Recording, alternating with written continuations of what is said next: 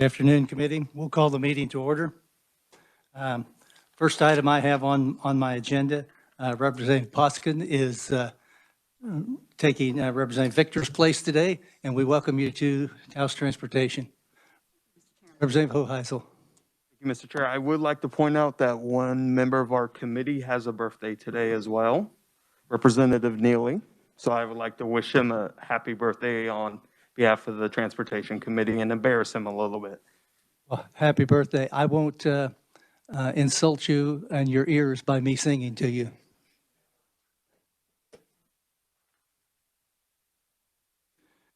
First item of business now today is House Bill 2193. And if Mr. Wagner would brief us on this bill, I would appreciate it. Yes, thank you, Mr. Chairman. Chris Wagner from the Revisor's Office. Committee, House Bill 2193 makes changes to suspended driver's license requirements.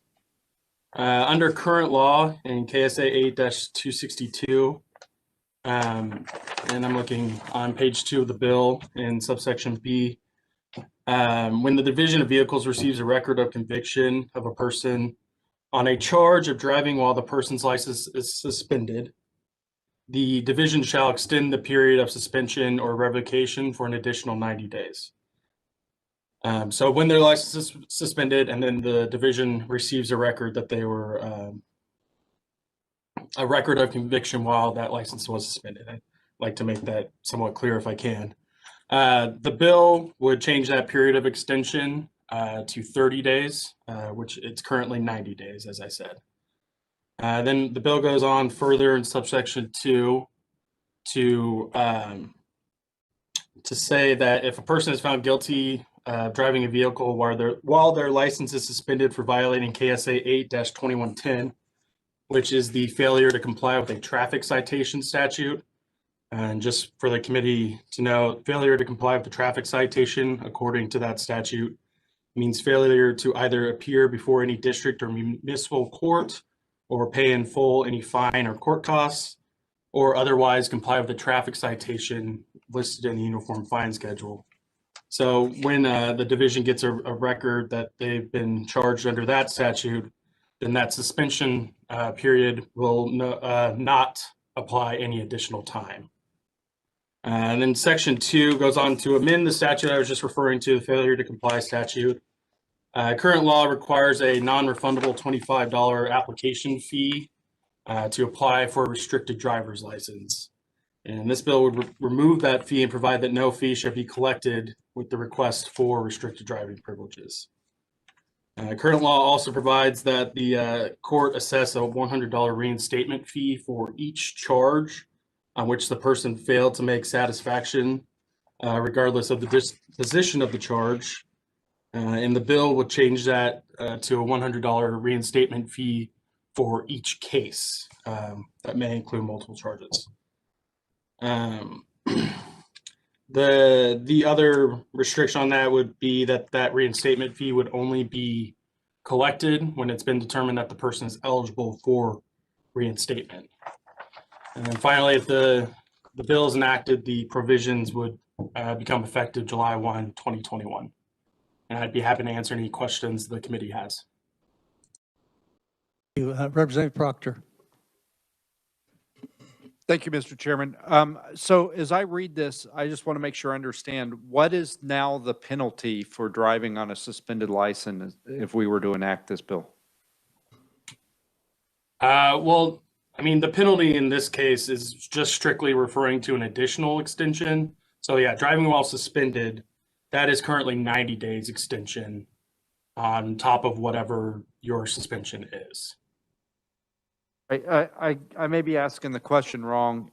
Is there any actual punishment extended? If we pass this bill, will there be any punishment at all for driving on a suspended license other than just suspending it longer? Oh, yeah. I mean, they are in subsection A1.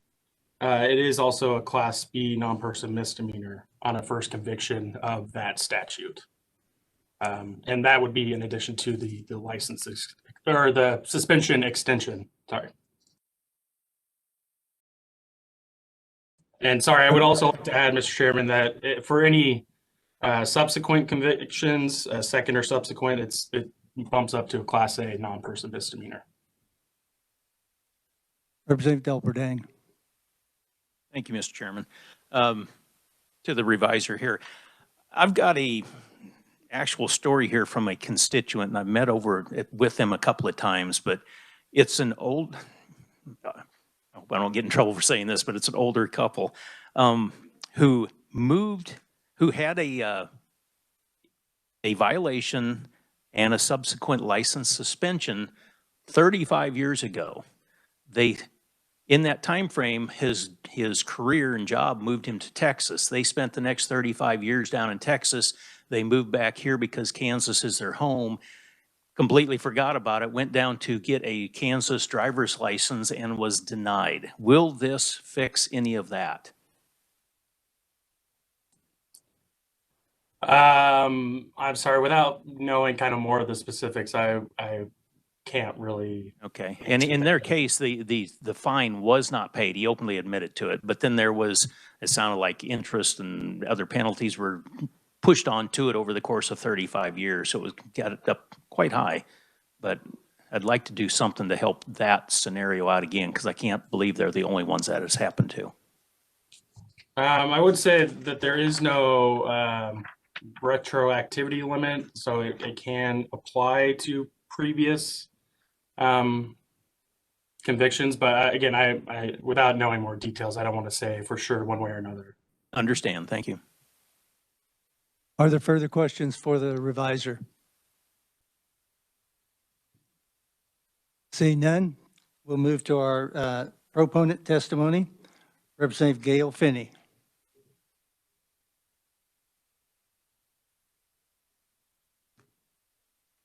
I don't see her. I don't believe she's online, is she? Okay.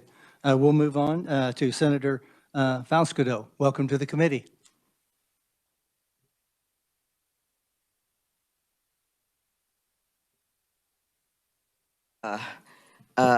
Vice Chairman and Ranking Member and other members of the committee. Appreciate the opportunity today to speak in support of House Bill 2193. It's similar to Senate Bill 100 over in the Senate. Mr. Chairman, I stood before you last session on Senate Bill 275, which in this committee you amended it, a friendly amendment from one of your members who's now over in the Senate. So I tried to mirror exactly what had already passed out of the Senate on a vote of 39-1. It came over here and was almost over the goal line, almost to the governor's desk. And then that ugly COVID-19 hit and stalled the legislation. So this House Bill 2193 is similar to 100, but I think there's some other pieces in here. Mr. Chairman, if I may, so I've been working on this issue since 2009. I actually introduced the legislation that would allow individuals to get a restrictive driver's license to drive back and forth to work and school by paying a $25 non-refundable application fee to the Department of Revenue. And what I found over time by a young lady in Wichita who has a daughter with cancer, who was stopped one time and got her license was suspended. And then she had to rush her daughter to the emergency room at Wesley Medical Center. She was stopped again, thereby she was deemed driving while suspended. She then got in a revoked status, thereby not allowing her to participate in the restrictive driver's license program within the Department of Revenue to get a restrictive license while making payments on her fines. As we've all seen over the news all across the state of Kansas, this issue is affecting so many people. Some people get a driving while suspended because they're stopped. They don't know that their insurance has lapsed. Maybe they've mailed their payment in and hasn't got there yet. But whatever the reason is, we are a state that wants people to go to work. on a frigid, cold day like this, it's hard for people to take a bus to get to work and provide for their families. This legislation here would help fix some of the issues that your Vice Chairman just mentioned. Although, Mr. Chairman, like I said, we've been dealing with this for a long, long time. I know that there's a little changes in this bill that we might want to make better. I don't know in a conference committee or not, but there's a lot of new members on the committee that may have not heard this legislation, but your committee has heard it and we've worked through it. I want to say that over the years, I've worked with Mr. Ed Klump. I worked with Senator Kevin Braun last session, worked with so many people. I had a Zoom meeting in December, just before session started, with the Wichita Police Chief, with the Sheriff Department, with the Department of Revenue, with so many people on board to make this a good bill to pass, to help those in Kansas affected by this issue, and we can fix it. We as lawmakers can fix this and make it better for the constituents that we serve. And Mr. Chairman, with that, I'll try to answer any other questions. I think I know a lot of this stuff by heart, but I won't delay your time here, and I'll stand for questions. But I urge your support with some changes or tweaking to the legislation. Mr. Chairman, thank you so much for your time. Thank you, Representative Hoheisel. Thank you so much, Mr. Chair, and thank you, Senator. It's always great to see you. I told Representative Finney the other day when she was here, she's wasn't my favorite Democrat working with, but that's House. My favorite Senate Democrat is, of course, the good senator from North Wichita. I want to thank you for bringing this issue. And this is a big problem in Sedgwick County. It's a huge problem. I've talked to, the county commission down there. I know Commissioner Howe was really pushing this as well. Can you just go into just a quick detail on some of the tweaks you would like to see on this? So what I want, and I was listening to the reviser share, but it eliminates that 90-day waiting period. I know people that have paid off all their fines and then had to wait 90 days before their licenses were reinstated. I like that. The piece where if you've got 5 violations, and we looked at an habitual suspended driving while suspended motorist, and they would not be included, but if you had 5 violations as opposed to $100 per violations, just one. I want the revoked status individuals, as long as they aren't at the habitual status, to be included to get the restrictive driver's licenses. There is another amendment that was put in here that's okay. I know that there's some other concerns from some of the conferees that you'll hear from. I actually would like all of what's here to be in here, but if there's objections to others, as long as we have those 3 pieces that your reviser just mentioned, I'm good. Thank you so much, Senator. Thank you, Mr. Chair. Senator, I do have a question. What is considered habitual? How many violations? There's someone here today, I'm sure, can answer that, but we wavered between like 3 and 5. I think we kind of stopped at 5. Okay, thank you. That's my lucky number. Okay. Are there further questions for the senator? Mr. Chairman, my other favorite person on the committee just walked in. Thank you, Mr. Chairman. Thank you. We're gonna waive him having to bring treats for coming late because you said that.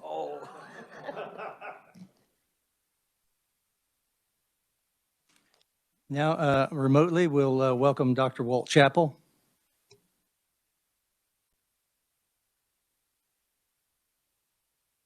I'll unmute. So, can you hear me now, sir? Yes, I can. Very good. I appreciate it very much, committee. We have a very important bill you're discussing today, and we want to make sure that we make this actually work for the drivers throughout our state. The State Department of Revenue has reported there's about 140,000 Kansans that have had their license suspended as of 2019. we now are in a situation where there's about 240,000 tickets unpaid. So if you take a look at the bill, it does very little to actually help those people get back and drive legally. Just saying that after you've paid off all of your fines and the extra ones that have been added on, you are now going to have to wait another 30 days. That doesn't make a whole lot of sense. The other thing is that we have now an opportunity to say, all right, maybe their license suspended because it have an amendment that has been prepared for Senate Bill 100. I understand it's also been prepared for your committee in the House, and I would like to bring your attention to it in my testimony so that we can have some discussion on that as well. What we're wanting to do here with this amendment on page 3 of the amendment that I've sent to you by PDF is to make sure that we have an opportunity for people to call the clerk of the court and arrange for a payment schedule without having to actually appear. They can enter their plea at that time. This is something we've worked out. I've talked to Judge Journey in Wichita. He was on the traffic court for 5 years in the district court. We've also talked to some attorneys in the state to make sure that this is going to work. And this is actually how it's already done in many courts, is that the defendant can call and say, I have a citation, I want to take care of it. And they can do it over the phone, and they don't ever have to appear in court. Now, what that would mean is that many of these people that have had their license suspended because they didn't appear will no longer have that problem. They'll be able to take care of it over the phone, and the courts will not be in backlog with all the hundreds of cases that they're having to deal with just to get a plea. The next thing is to say that we're going to only have the 90 days in jail and $1,500 in fine. That would be on page 2 of the amendment. And that's only going to apply if you have been caught driving drunk or you're a habitual offender. And those are specific statutes that, of course, need to be enforced. But the idea that you're going to put somebody in jail for 90 days because they couldn't come up with enough money for the first fine, and you're going to fine them another $1,500 is an exceptional amount of money. We have folks now that have $20,000 and $30,000 in fines that they are trying to get paid off just because they're trying to get to work, or they're trying to get their kids to school or go to a doctor's office. And each time they're stopped, if they don't have a license, it's an additional fine. So that accumulates, and this bill 2193 doesn't do anything about that. It doesn't help any of those folks to actually get out of debt and be able to have a license to drive again. So on page 3, what we're looking at is a request for a restricted license to make sure they're able to drive while they're actually paying off their fine. And the way this amendment would work is that there's no application fee for that restricted license. They're able to go ahead and work it out with the clerk of the court and the prosecuting attorneys. The judge then will take these cases as a group and be able to say, yes, I agree, you can go ahead and do that. It also allows for a payment program. Now, this is something a number of the courts are trying to do already. In Wichita, we're doing that. And we have an opportunity here to extend that opportunity to other parts of the state once you change the state statutes. But without this change in law in 8-262 and 8-2110, it's very difficult for any of those local judges to go ahead and do a payment plan and work it out. But the way this would work is that you would have a payment plan. You're able to do it over a period of a year. If you have complied with your original fine and court costs, you're good to go. And in the meantime, you have either your license that you did not have suspended, or you have a restricted license, and the person who is trying to pay off their fines can actually take care of that responsibility while they're feeding their family and keeping a job and hopefully being able to take care of their other bills. The other thing that was mentioned in this amendment is the possibility of making sure that we have the waiver of any other fees. For example, if you have a warrant, this statute would allow the judge at the local level to remove the warrant. They can expunge the record on the convictions of previous driving on suspensions, and that would allow the Department of Revenue to go ahead and issue a license even after they paid their fines. as the current law reads, there's no way that a person can actually get a license if they have been stopped multiple times or they've been caught driving on a suspended. So that catch-22 is removed by this amendment, and it clears the books. Now, what we're trying to do with this amendment is be able to say, with those 140,000 Kansans, those people would actually be able to come back and pay their fines and make sure they're legal, clear the court dockets. In the meantime, if you multiply $200 times each of those cases that are outstanding, that would bring in approximately $48 million to the courts in the state of Kansas. Other states that have done this, like California, Montana, Ohio, Virginia, have found that their courts have received a tremendous amount of additional money coming in as people are able to pay off those original fines and move on with their life. So there's a win-win for the courts. There's a win-win for the people who have had their license suspended. They can get back in compliance. And we hope that you will work this amendment as part of the bill when you pass it out of committee. I'll stand for questions as you have time, sir. Questions?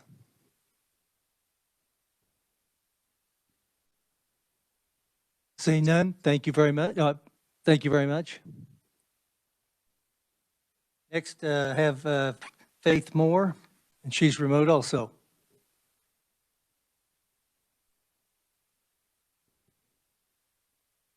Oh, looks like I'm not able to start video. Can you hear me? Yes, we can. Great. Greetings, Mr. Chairman, Vice Chair, committee members, and to my representative, Ranking Minority Member Helgerson. Thank you for having me here today.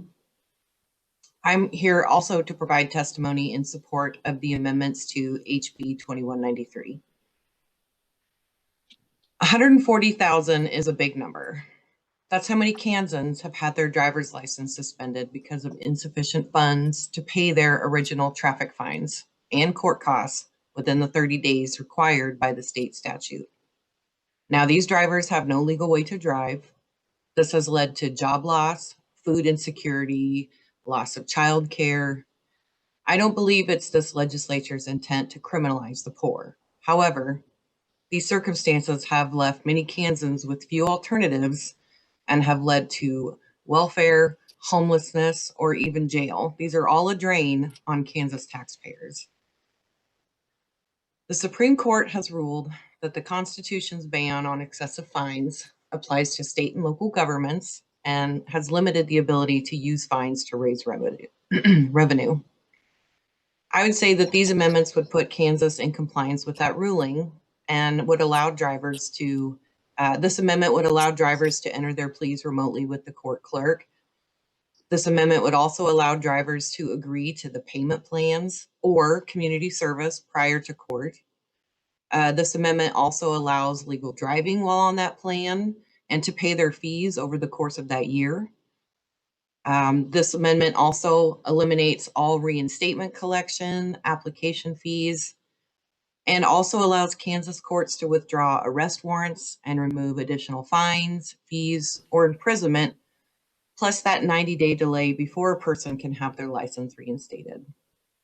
If this body works and passes the amendment as part of the HB 2193 bill, valuable court resources can be saved. A lot less warrants can be issued for failure to appear. Kansas drivers can afford to pay those fines and those court costs. Thousands of court cases can be cleared. State of Kansas can be in constitutional compliance. And like Walt said, millions of dollars can be received back into the courts. I know you want to do the right thing for your constituents. This is a really good decision socially and fiscally and can make the future bright for hundreds of thousands of Kansans. I appreciate your time. Thank you. Other questions for Ms. Martin?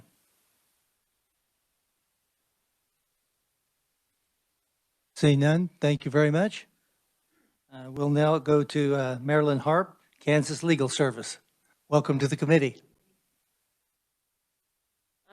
Much of what I was going to say has been said, so I will stand pretty much on my written testimony, except to say that I did, as these numbers are quite confusing, cite in my testimony the 400,000 tickets that have citations issued rather than the 135,000 drivers that who have suspended licenses. So I got that incorrect. I might also address Representative Doubledang's question about his constituent. It may be that your constituent would qualify now for the restricted license because of some changes that were made previously. The fact that he had a Kansas license that expired, but had a Kansas license at one point, may allow him to currently get a year's license to be able to deal with this. And obviously, the payment plan and working with the judge to try to see what could be reduced could be helpful. Kansas Legal Services is providing a lot of assistance to low-income people in that situation. So those others of you who might encounter those problems, our website might be of help. I also haven't specifically said that we would also support the amendments, but we would. Are there questions for Ms. Stark?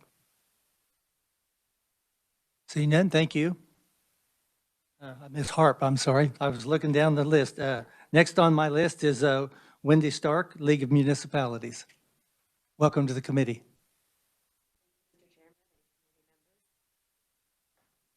I appreciate the opportunity to come today. And provides our testimony in support of House Bill 2193. You've heard from a lot of the committee, other proponents, so I will not go into a lot of detail. One of the things that this bill will do is lessen the burden of reinstatement fees on individuals seeking to get their driver's licenses back. A municipal court ad hoc committee in 2018 reported that the current system perpetuates a cycle of violations rather than compliance. And by limiting the reinstatement fees, this will help break those out of that cycle. And so we are in support of the change to the reinstatement fees and not opposed to any other changes made by House Bill 2193. And we support this bill and respectfully ask the committee to recommend the bill favorably for full House consideration. And I'd be happy to stand for questions at the appropriate time. Are there any questions? Seeing none, thank you. Thank you. We'll go to Mr. Ed Klump, representing the Kansas Association of Chief Police, Kansas Sheriff's Association, Kansas Peace Officer Association. Welcome to the committee. Thank you, Mr. Chairman, committee members. It's our pleasure to be here today and provide you some information on House Bill 2193. I'm Ed Klump. I represent the associations the chair just listed. Mr. Chairman, I'd like to start out just by kind of giving you an overview of what our association's position is on this issue of suspended driver's licenses with for failure to pay, failure to appear. This is an important tool for us to hold people accountable. It's kind of the last thing we have left to do. And short of just going to collections, and then we ruin people's credit ratings, not only for the offender, but also for their families. And as you know, when you go to collections, oftentimes we get pennies on the dollar, so it doesn't really add up that way either.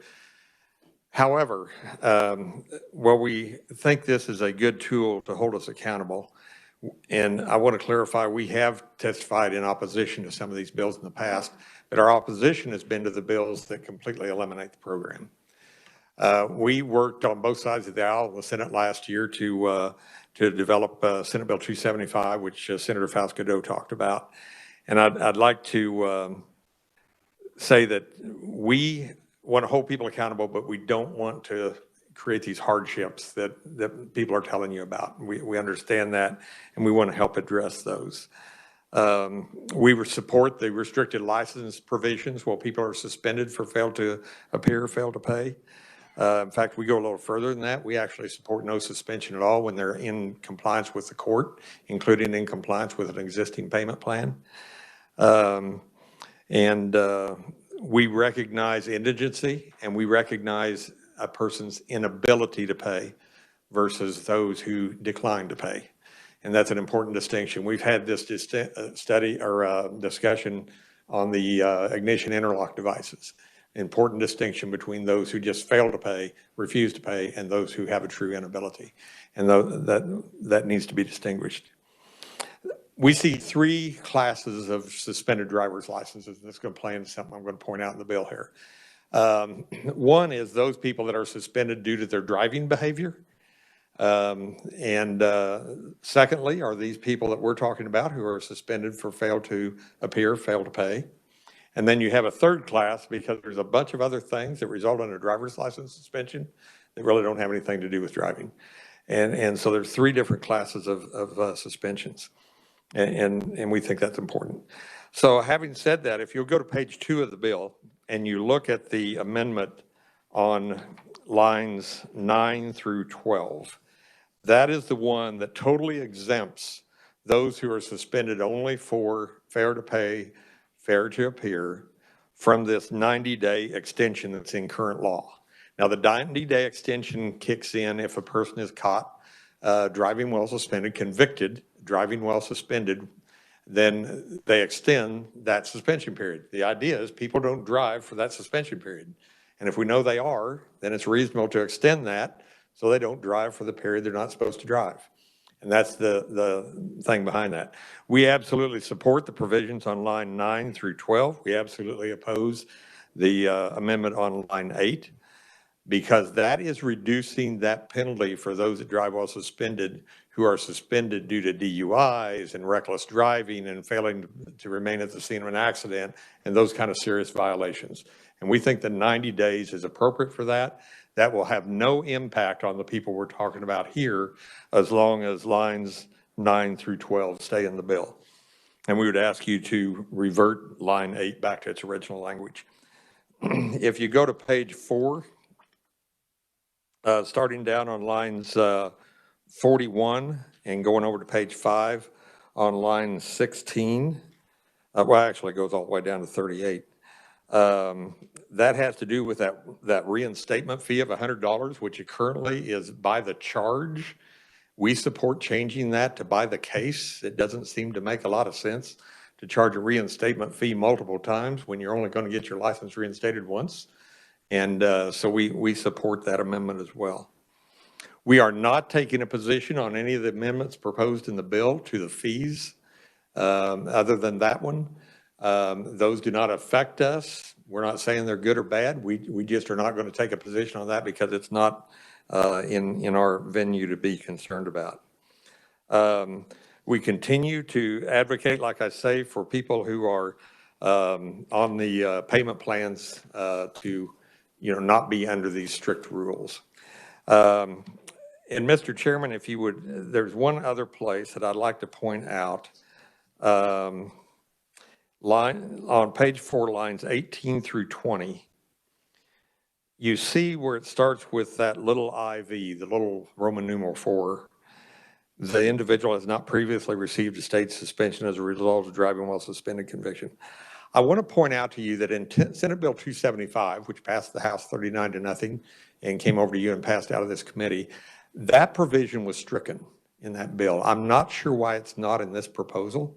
There may be a reason for that. Perhaps the division found a flaw in striking that or something. But I would ask you to look at that and see if that should be stricken. I think there's another bill that proposes striking that, working its way through the system in one of the chambers. So, Mr. Chairman, that covers my testimony, and I'll stand for questions when it's appropriate. Oh, Mr. Chairman? Yes. Habitual violator. That is covered in KSA 2-2 or 8-285. It is 3 violations within a 5-year period, but it's not just any violation. There is a list of 8 violations that can be used to meet that 3 violation requirement. And they are things like driving while intoxicated, leaving the scene of an accident, vehicular homicide, using a vehicle in the commission of a felony, driving while suspended is one of them, and several others. Driving without insurance is one of them. So that's the way that works. And a lot of people think that's just any violation, and it's not. It's 3 violations within 5 years of any of those 8. Thank you. Representative Hoheisel. Thank you, Mr. Chair. And thank you, Ed, for being here today. I'm going to ask you this question and maybe a question for the reviser as well. But I know you cross over with Judiciary Committee. You know, we see we're in there together all the time. 2 years ago, we passed out a small reform to driver's license. Do you recall what that was? Not particularly. What did it do? Do you remember? I believe, if I remember right, it allowed judges to waive reinstatement fees if, I remember the good senator was working on it in the Senate.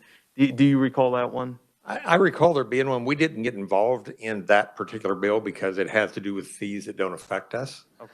But I do remember some of those bills floating around at the time. I didn't really track them closely. And Mr. Chair, if I could ask the reviser, Chris, do you remember that bill? I believe it was 2 years ago.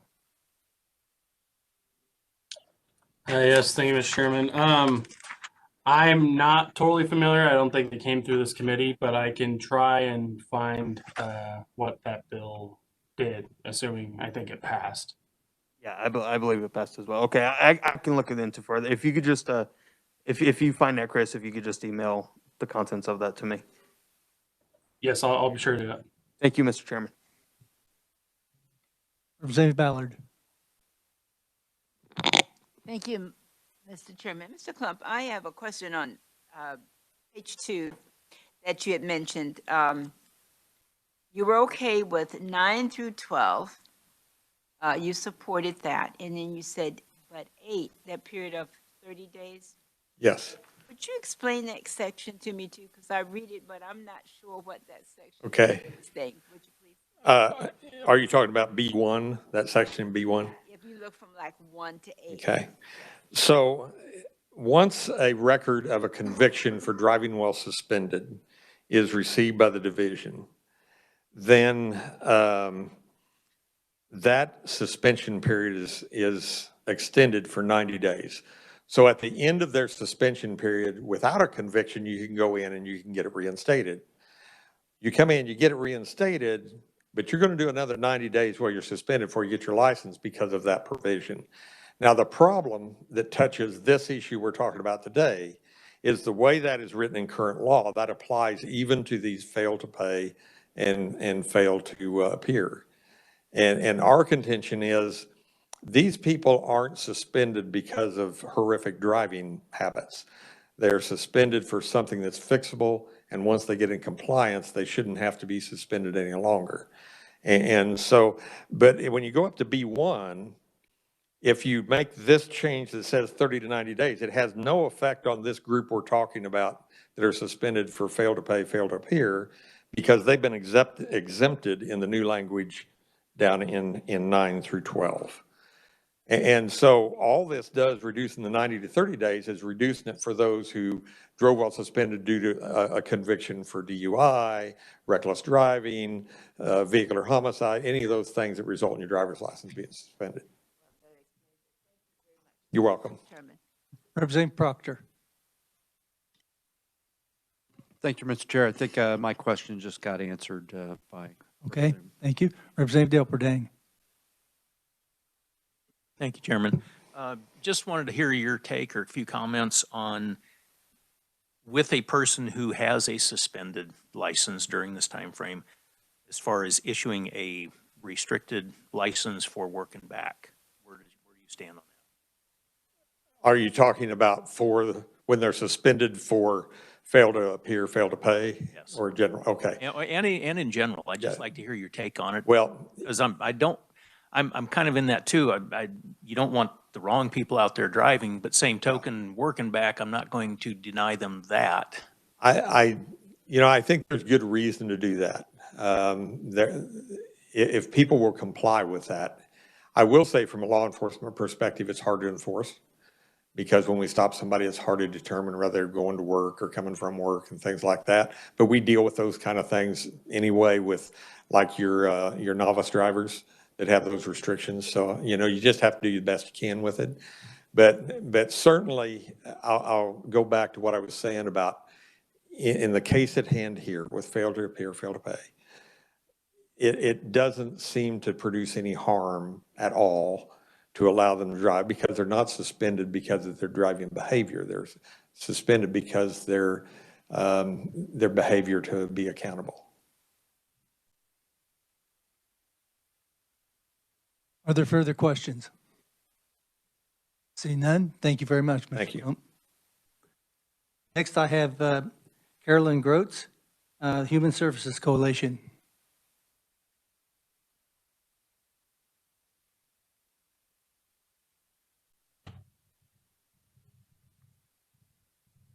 Good afternoon, Chairman Prohl and members of the committee. My name is Carolyn Groats. I'm a community volunteer in Douglas County. Thank you for this opportunity to provide testimony in support of House Bill 2193. This past month, Douglas County, in partnership with the United Way of Douglas County, Lawrence Douglas County Health Department, the Lawrence Chamber, a host of community human service agencies and advocates, approved a strategic plan to reduce poverty in our community. The goal of this plan is to foster an equitable Douglas County economy by implementing systems-based solutions to reduce local poverty and discrimination and to expand access to opportunities so all can participate, prosper, and reach their full potential. In order to achieve this goal, the Community Health Plan has set a related objective to reduce incarceration of Black and American Indian and Alaska Native residents. This objective directs our local criminal justice leaders to develop local strategies, administrative measures, and policies aimed at restoring access to driver's licenses, which are more often than not directly associated with justice-involved individuals' ability to comply with terms associated with a previous offense, including but not limited to accessing housing, healthcare, food support, and employment. House Bill 2193 offers meaningful improvements to reinstating driver's licenses for justice-involved community members who are seeking opportunities to survive and thrive in our Kansas communities. The impact of this legislation on the length of suspension periods and the fees associated with reinstatement of a driver's license represent a significant step toward our community's goals related to reducing poverty and supporting vulnerable populations. Douglas County and its human services partners support this bill and hope it will be favorably considered by the Kansas Legislature during the 2021 session. Thank you for your time. Thank you. Are there questions? Seeing none, thank you very much.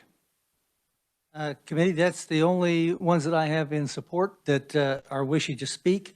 I have written testimony in support by Danielle Johnson, Jeanette Bottler, John Jenkins, Mallory Lutz, LaWanda DeShazer, Bonita Gooch, Jim Howell, and Sheila Officer. I guess these are, I don't know, Sheila Officer. Does anyone else wish to speak in support? Seeing none, I have neutral testimony by Sean Jurgensen, Deputy Special Counsel to the Chief Justice. Good afternoon, Chairman Prohl and members of the committee. I trust you can all hear me. Thank you. We can. Thank you. Thank you, Mr. Chair. Thank you for allowing me to appear today as a neutral conferee. I'm Sean Jurgensen with the Kansas Judicial Branch, and my testimony today is not about the underlying policy in the bill, but is only about the fiscal and administrative impact these changes in Section 2 would have on judicial branch operations. And so I ask for your help in addressing those fiscal and administrative issues. Currently, when an individual fails to comply with a traffic citation and their driver's license is suspended, the court will assess a $100 reinstatement fee and a $22 surcharge for each charge on the unpaid citation. And as Mr. Wagner and Mr. Clump mentioned, this bill would change that assessment from a per charge to a per case basis. And so my testimony today concerns how the judicial branch is funded by those fees once they're collected.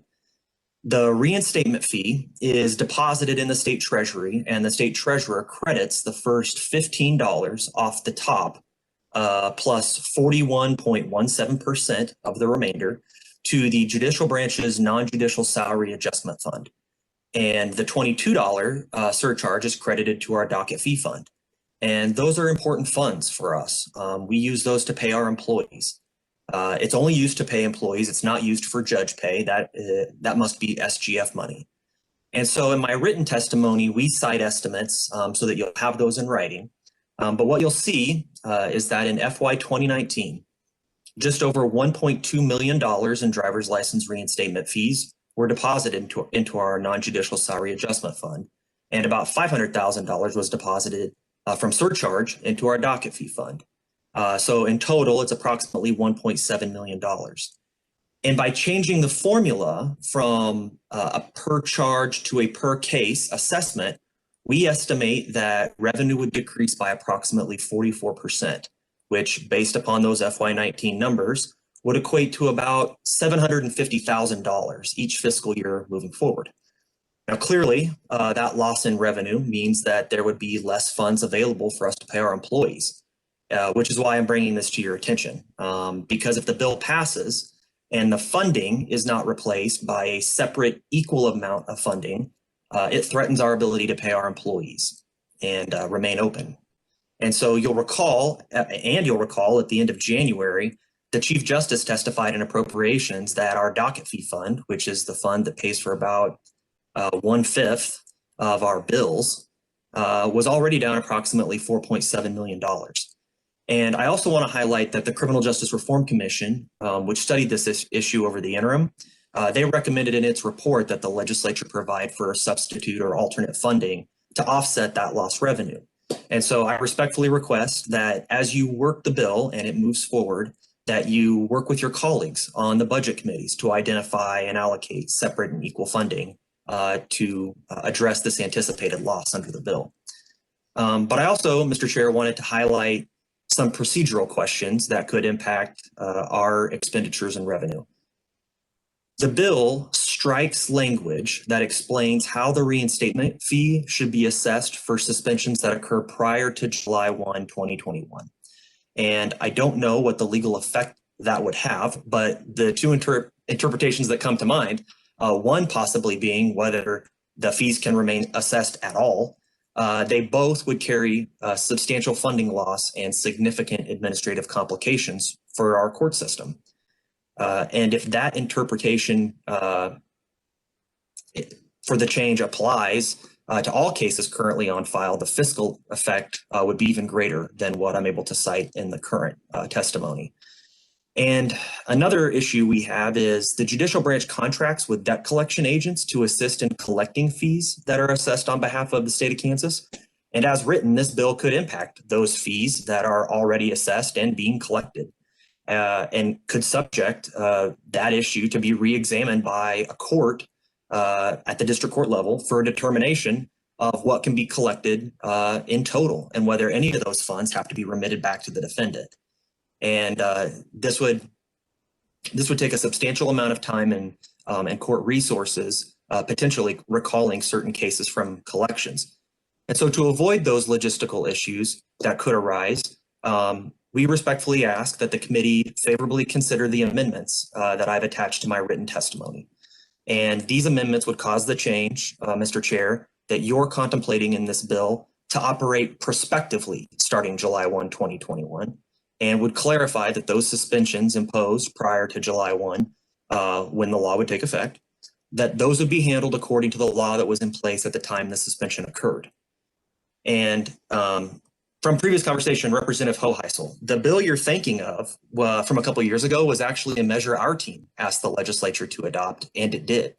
And you can find that measure on the last page of the bill at subsection E. And what that provision in the bill did was it allows the court to waive assessment of the fee if it appears to the satisfaction of the court that payment of the amount will impose a manifest hardship on the person or the person's immediate family. And so the court can waive all or part of that amount and modify the method of payment. And so that's the bill from a couple of years ago you were thinking about.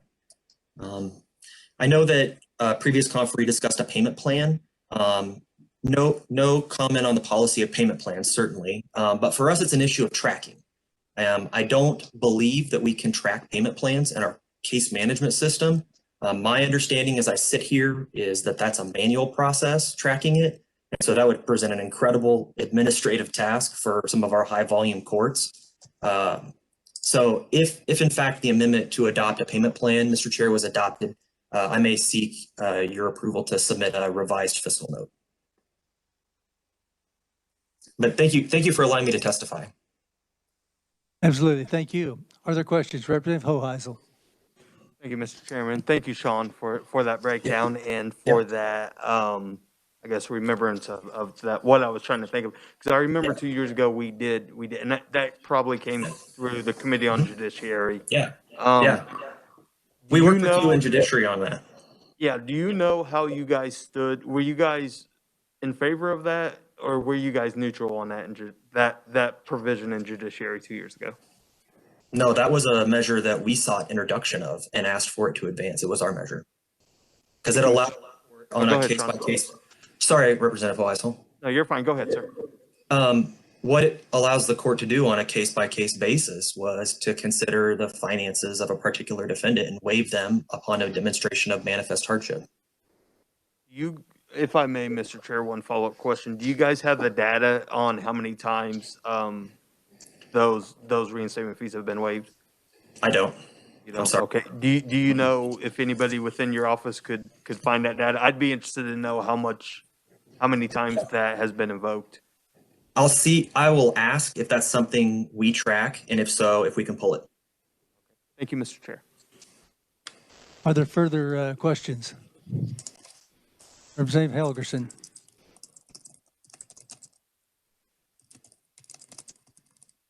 Thank you very much for the information. I'm looking at the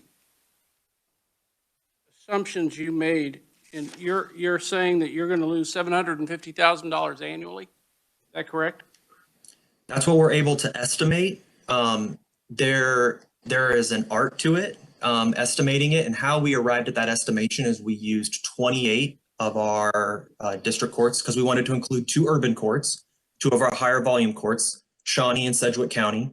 And so that's how we made that fiscal assumption. Is the $750,000 actually being collected now? Yeah, it's my understanding that it would be a reduction of 750,000 of that 1.7 that we collected in 2019, based on those 2019 numbers, correct? Okay. If you please provide that detail of information so we can look at it. Could you say that one more time? Sorry, I didn't hear you. Would you please provide the detail information so we can review that information? Yeah, I can ask for that. Thank you. Representative Proctor. Thank you, Mr. Chairman. So, Sean, one of the conferees, and I can't remember which one, made the case that these changes that this bill would institute will actually increase collections because it will make them actually payable and within the means of the people that are that the fines are imposed on. I'd like you to comment on that, but also, would those monies go into that same fund that you're talking about, or are they going to go into the general fund and not be accessible to you? I don't know. It's hard for me to predict whether, and there are likely studies that show that. I'm unfamiliar with them, but that doesn't mean anything more than I'm unfamiliar with it, sir. So if you were collecting those fees, would those go into that same fund that you're talking about potentially losing $750,000 from every year? I honestly don't know if that particular fine, I think that fine is assessed under 8262. Someone may have to correct me. But I don't know the percentage of those fines that are remitted to the docket fee fund and the non-judicial salary adjustment fund, honestly. Any further questions for Mr. Jurgensen? Seeing none, thank you very much. Thank you. I'd like to go to Mike Fonkert, Kansas Appleseed Center for Law and Justice. Can you hear me, Mr. Chairman? Yes, I can. Thank you. All right. Thank you, Mr. Chairman, Vice Chair, and members of the committee. I am Mike Fonkert, Just Campaign Director for Kansas Appleseed Center of Law and Justice, offering neutral testimony today for the reasons that may now be pretty obvious to the committee, and that is that there is much more that can be done on this issue. And I think there is agreement amongst many lawmakers on this committee and throughout the remainder of the legislature that more can be done on this issue. Obviously, the statistics have been reviewed pretty thoroughly, but hundreds of thousands of Kansans face these suspensions, and this bill alone will certainly not solve the problems that we're facing. We've been working with many leaders in the Senate that have been working on this for many years, as well as community organizations, groups like the Justice Action Network and Americans for Prosperity. Ed Klump already spoke today on some of the aspects that have been found to have agreement, and there's much more that we can do. And so while this bill would make some positive changes, I think that particularly now during the pandemic and all of the economic troubles that people are facing, this is a great time to really dive in deeper on this issue and find ways that we can additionally benefit folks that are feeling the burdens of these suspensions, fines, and fees. I know there's been a lot of discussion about amendments, and I know in the coming days, many of you will be approached by different proponents to look at amending this process.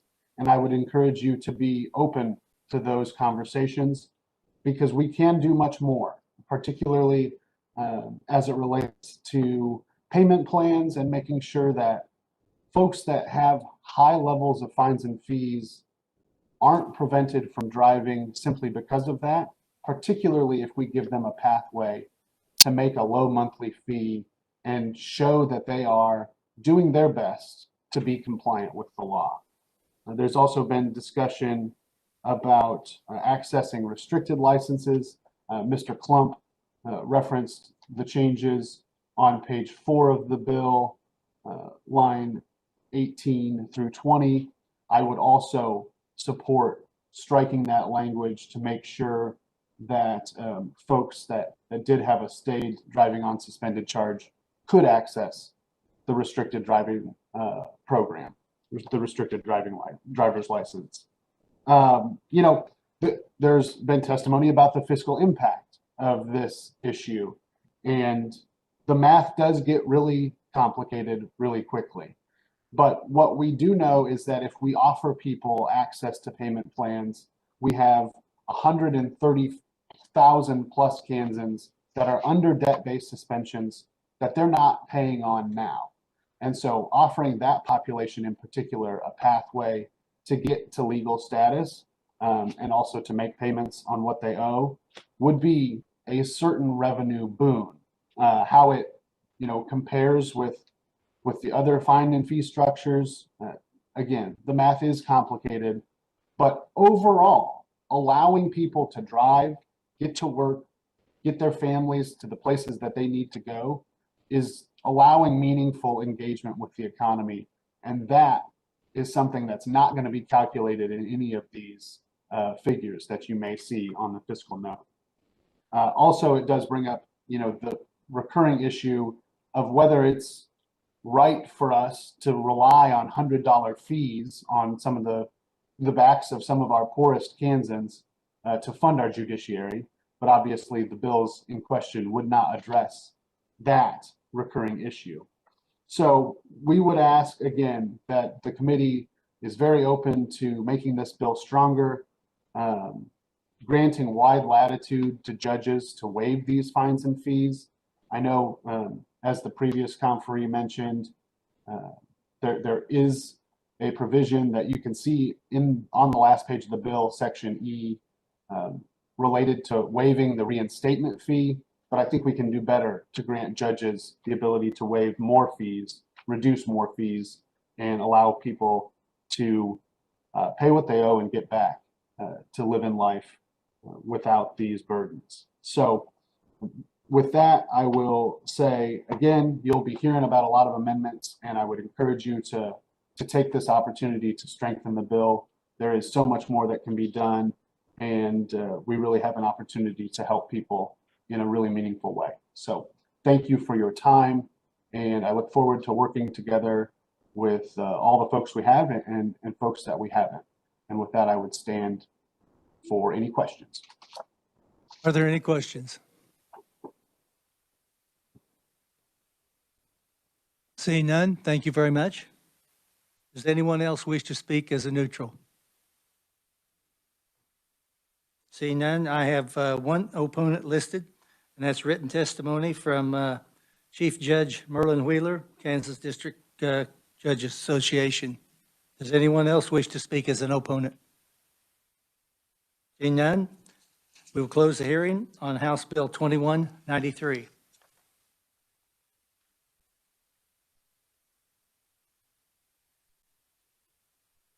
Committee, I'd like for us to take a look at some final action on some of the bills that on the bills that we had yesterday. And I would like to start with House Bill 2166. Revisor Wagner. Yes, thank you, Mr. Chairman. Chris Wagner from the Revisor's Office again. House Bill 2166 would provide for the Braden's Hope for Childhood Cancer license plate.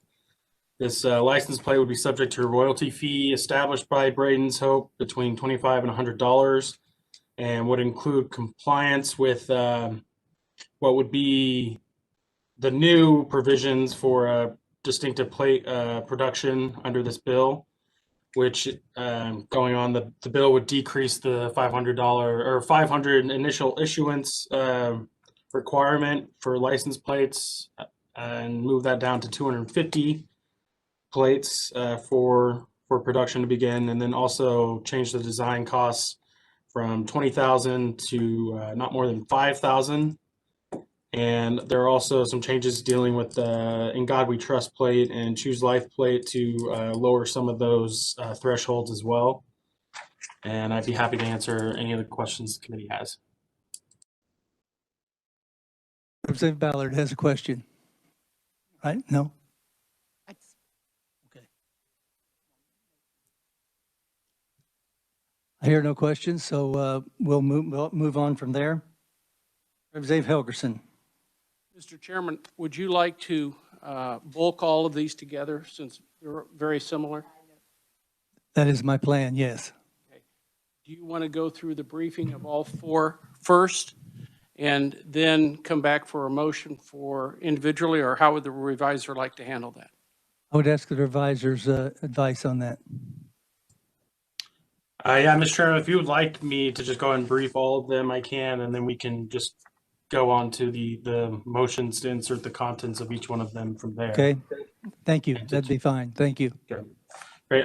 Yeah, so moving on to House Bill 2169. This would provide for the Proud Educator license plate. Similar requirements to Braden's Hope. They would set a royalty fee between $25 and $100. Be subject to the production requirements in 8-1, 141. And then the payments would be made to the Kansas Independent Colleges Foundation unless another designee is made by the Kansas Educator Support Foundation.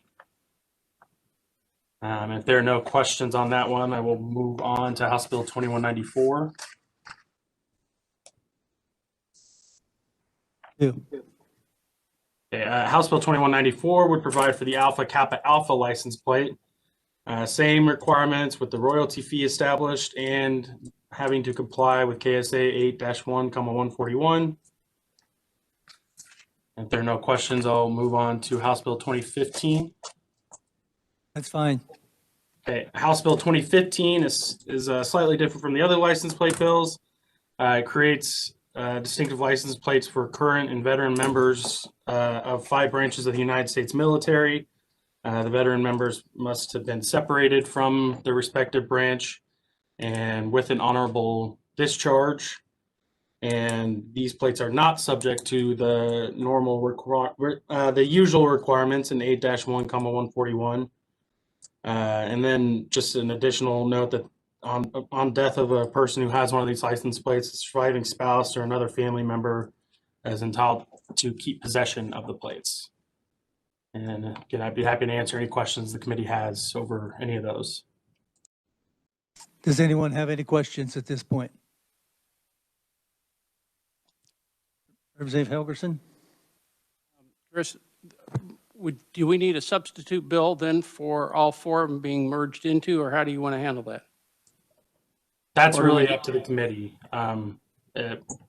It's the same for me, no matter what. Or, I mean, if you want to take each bill by a separate motion to insert the contents into 2166, we can do that as well.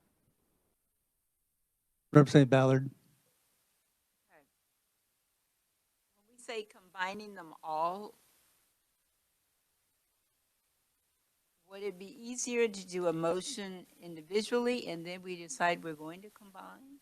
Or does it make any difference? We can do that. Could I make the motion that we take them separately? I do that because I think of each person or each group that came in for it. It would be nice that that bill passed itself. Then if we want to combine it, that would. That's fine.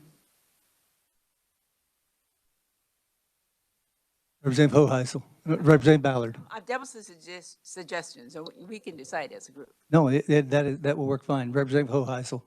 Thank you, Mr. Chair. So Chris, how would that process? We would vote individually on every single bill and then do an amendment on the final bill to insert the contents of the three other bills into that bill? I would go in reverse. So I would maybe insert the contents and then we can amend the bill further from there, which we would then be amending 2166. But obviously any amendments would still apply to the new bill. Thank you, Mr. Chairman. Representative Weigel. Thank you, Mr. Chairman. Maybe I missed it or maybe we haven't talked about it yet. Is there a design for each one of those, for each one of the branches of services that they're going to use? Or is that something that's going to be further down the line?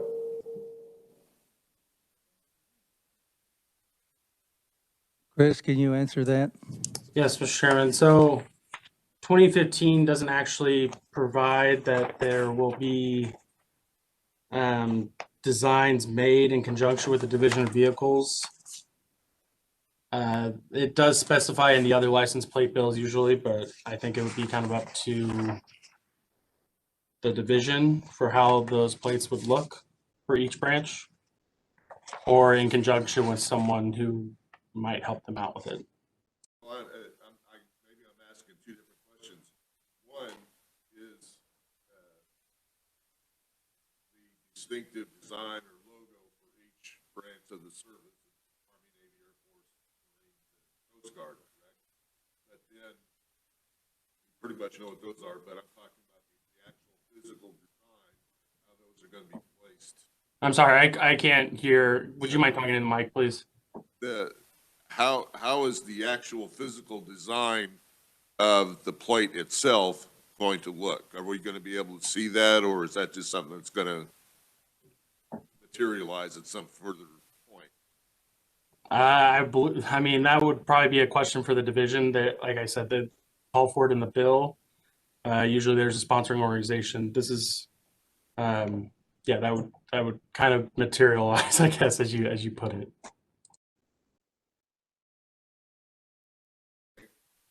Thank you. Further questions?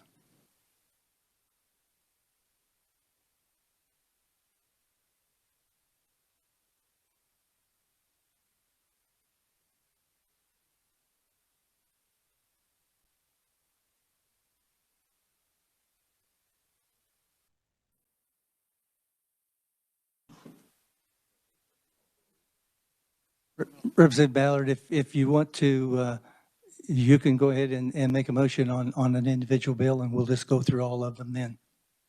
That will work fine, and then we'll combine them and take a look at combining them in the end. Okay?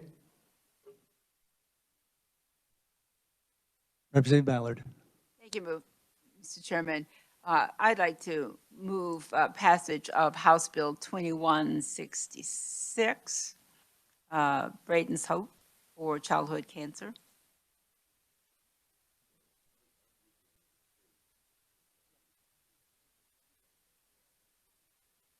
Is there a second? Second by Representative Hoheisel. Is there discussion or are there amendments to 2166 at this point? Seeing none, you may renew your motion. I move my motion. You've heard the motion. All in favor, say aye. Opposed, no. The ayes appear to have it. The ayes do have it. Representative Ballard. Thank you. I make the motion to move House Bill 2015, providing distinctive license plates for current veteran members. Second by Representative Hoheisel. Is there discussion? Representative Hoheisel. Thank you, Mr. Chair. I do have two separate amendments. Okay.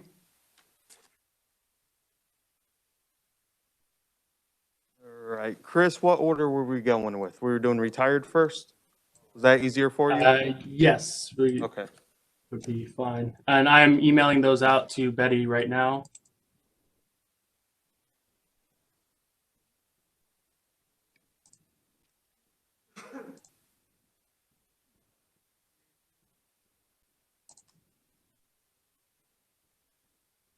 Mr. Chair, if I may continue?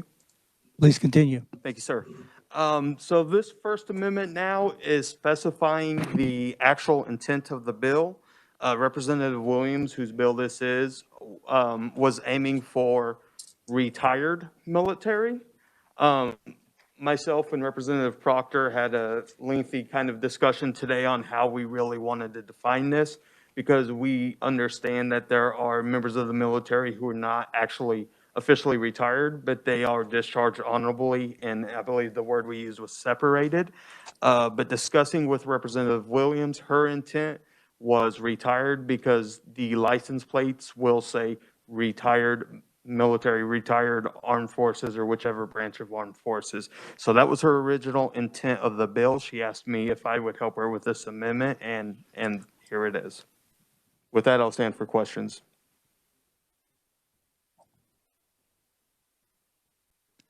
Is there discussion? Representative Jacobs. Oh, Representative Jacobs seconded that for Betty. Representative Neely. Thank you, Mr. Chairman. What will that do to the amount of tags issued? I mean, that's going to decrease it by an enormous number, correct? It may. One thought, again, Representative Proctor and I had is that perhaps another time we come back with an active military one or something like that. But the original intent is retired military. That's what she's wanting on the tag. We are, by the way, I mean, in our other bills, we're actually lowering the threshold of the distinctive plates as well. So there'll still be enough to meet that threshold and available. Representative Proctor, are you satisfied, Representative Neely? Representative Proctor. Yeah, me and the mover of this amendment did have a conversation about this, and I've got reservations. I respect the initial intent of the person who introduced the bill, but I am a retired Army officer, and I would be a beneficiary of this bill either way.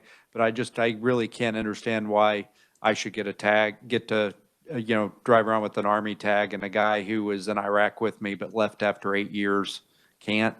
I do understand, her intent, but I think that the bill that we actually have under consideration now is better, is a better bill. So I will not support this amendment.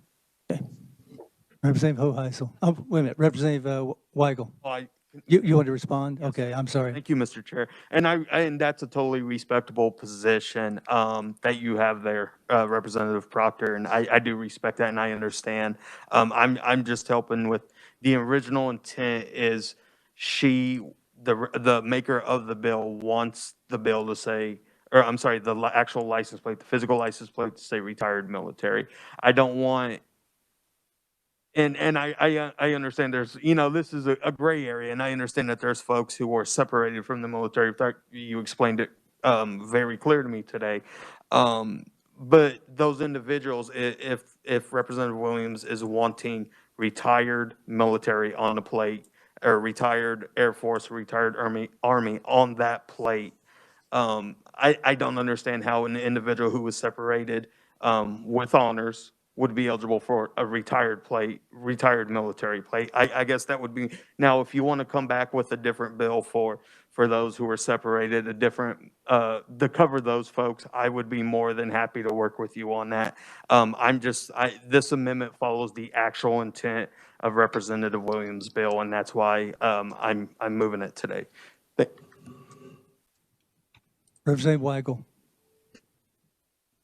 Mr. Chairman, to answer your question, yeah, you're going to have a lot less tags if they only are going to say retired, because I'm going to just hazard a guess here that most of the veterans in the state of Kansas are not retired military. They did 2-year, 3-year, 4-year, maybe a 6-year hitch, and then they got out. That's not retired. That's just separated from active duty. Second of all, if you're going to do that, are you going to, is the way this is going to be written, is that going to replace the current veterans plates that are on a lot of our vehicles right now? Because all that says is a veteran. And if it does, then that's going to eliminate quite a lot of veterans out there. They won't be entitled to it if what you're saying is retired, because like me, I'm not retired from the military. I did 3 years in, and that's it. That's food for thought. Representative Howe. Can I respond, Mr.? Thank you, Mr. Chairman. My question was answered by the previous representative. I'm sorry, Representative Proctor. I've got a question for the reviser. The original bill, it doesn't specify that the tag itself is going to say retired, does it? It just said distinctive for each service. Is that correct? That is correct. Yeah, that's correct. And so, if we did not adopt this amendment, it wouldn't be a nonsensical tag that said retired necessarily, because nowhere in the bill does it specify it says that. I just want to make that clear to the committee. Thank you. Representative Hoheisel. Thank you, sir. I have a couple of different things I want to follow up on. So there's already a veterans tag that covers veterans like yourself, sir, and thank you for your service. So this would just be another class for the retired folks. It's not doing away with the veterans plate whatsoever. This is just those who, it's clearly honoring those who have retired. So I guess it's a different tier, I guess what I'd be saying. So we're not doing away with the veterans plates. Those veteran plates are still available. I encourage everyone that is a veteran to get one of those. To follow up on Representative Proctor's point, I believe that after we pass this amendment and after we hopefully pass this bill, I shouldn't put the carriage before the horse, then it will go into the design process. And again, the representative who submitted this bill, Representative Williams, her original intent was for that plate to say retired military. And again, if we need to come back another day and create a different tag for another veteran tag to make sure everybody's covered on that, I'm completely willing to help with that. But the original intent of Representative Williams' bill was retired. So and this amendment honors that. So I'll stand with my amendment. Any further questions or comments on the amendment? Seeing none, Representative Hoheisel, you may close. Thank you, Mr. Chair. Great discussion, committee. Thank you, and I close. You've heard the motion to amend. All those in favor signify by saying aye. Opposed, no. The noes appear to have it. The noes do have it. We're back on House Bill 2015. Representative Hoheisel. Thank you, Mr. Chair. I do have another amendment, and I believe this one will be very short. This bill was a carbon copy of a bill 2 years ago. Obviously, 2 years ago, Space Force was not around. Space Force is now around. I would like to include Space Force in this bill as well. And I have a copy of the amendment here I will pass out.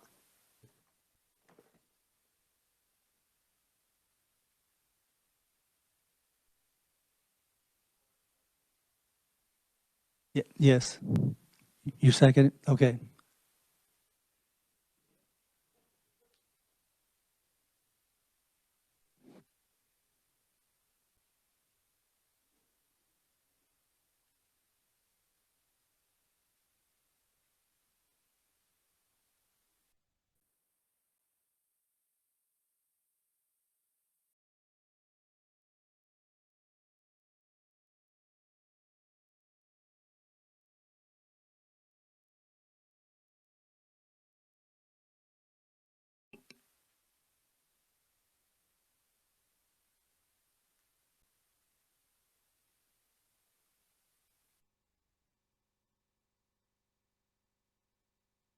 Very back, balloon, amendment, the very last page.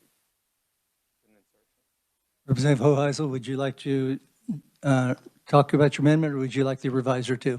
I can talk about it again. This bill was crafted 2 years, it was crafted after a bill that was introduced 2 years ago. It was kind of a copy and paste thing. Space Force wasn't around 2 years ago. It's been created now. It is a branch of our U.S. military, and I believe it should be in this bill, because eventually we will have a retired veterans from the Space Force. So this just prevents us from having to clean it up in a few years when that does happen. Is there discussion on the amendment? Any question? Representative Francis. Thank you, Mr. Chairman. So where's the word Space Force in here? It should be very, very last page. Right there, on the very back of the last page. There's a very back, Shannon, very, very back. There you are. Okay, all right, thank you. Any other questions?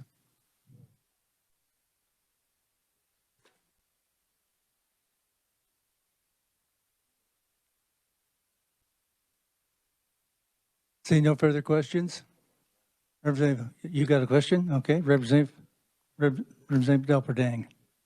Thank you, Chairman. This is probably for the revisor, but if, on the amendment, if we're amending, would you not also amend the very first section, which has the explanation, talks about United States Army, Navy, Marine Corps, Air Force, and Coast Guard, and it stops?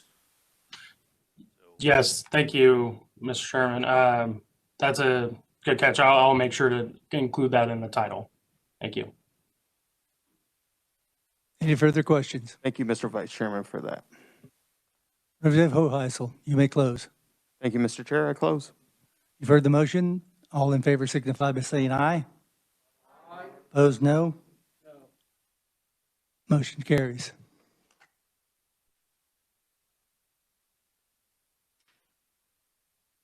Back on House Bill 2015 as amended. Is there any further discussion? Seeing none, Representative Ballard, you may renew your motion to pass it out.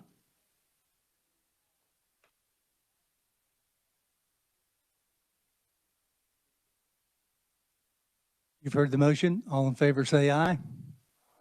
Opposed, no. Motion carries.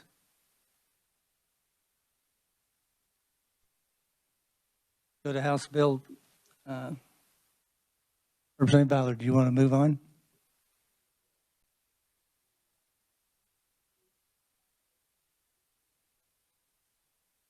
You've heard the motion. Is there a second? Second by Representative Helgerson. Is there discussion? Seeing none, Representative Ballard, you may close.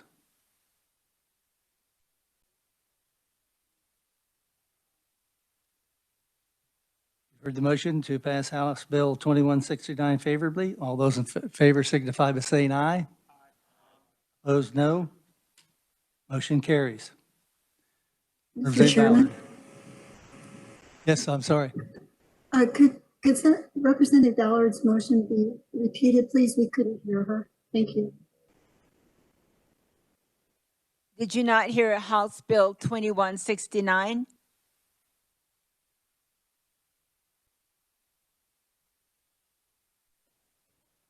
I'm sorry, I did not hear it. Something with the microphone. My apologies. No problem. Can you hear me now? Yes, thank you. All right, thank you, no problem at all. I'm repeating again, Mr. Chairman. I want to start from the beginning, that I'm moving House Bill 2169 favorably for passage.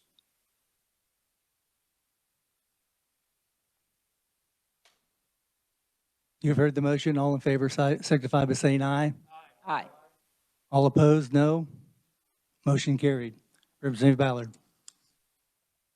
And our last one, I move House Bill 2194, providing for Alpha Kappa Alpha distinctive license plates favorable for passage. Seconded by Representative Helgerson. Is there discussion? Seeing none, Representative Ballard, you may close. Thank you, Mr. Chairman. I move House Bill 2194. You've heard the motion to pass House Bill 2194 favorably. All in favor signify by saying aye. Aye. Opposed, no. Motion carries. Representative Helgerson. Chris, do you want to move them into 2166 then? Yes, that would be easiest for me if that's the committee's preference, to insert the contents of all those bills into 2166. All right, Mr. Chairman, I move that we combine House Bill 2115, 2169, 2194 into substitute House Bill 2166. And I forgot that 2115 as amended. Is that it? 2015, I misspoke. Is there a second? Second by Representative Jacobs. Any discussion? Okay, you've heard the motion to move the contents of 2015 as amended, 2169 and 2194 into House substitute for 2166. All in favor signify by saying aye. Aye. Opposed, no. Motion carries. Representative Helgerson. Mr. Chairman, I assume we also give the reviser latitude for any additional changes in combining all the bills for technical purposes. Yes, thank you. Thank you for that. Representative Hoheisel. Mr. Chair, I do have a reviser question. So Chris, in the Braden's Hope license plate bill, we lowered the threshold for all, including the Choose Life license plate and then God We Trust license plate. And in some of the other ones, we did not have those provisions in there. But those provisions, since they're in the Braden's Hope one, would still stay, correct? Correct. The provisions in 2166 would apply. I'm sorry, I should have mentioned that 2169 has a similar amendment, just not every one of those amendments. Okay. So they would link up. Okay, I just wanted to verify that. Thank you so much, Mr. Chair. So is that complete, Chris? Yes, Mr. Chairman, I believe that. Okay. Wasn't. Committee, that takes care of our business for today. We will be meeting on February 16th, which is Tuesday, and we'll hear House Bill 2201. And the plan is to work House Bill 2019 and House Bill 2132. Is there any further business to come before the committee? Seeing none, we are adjourned.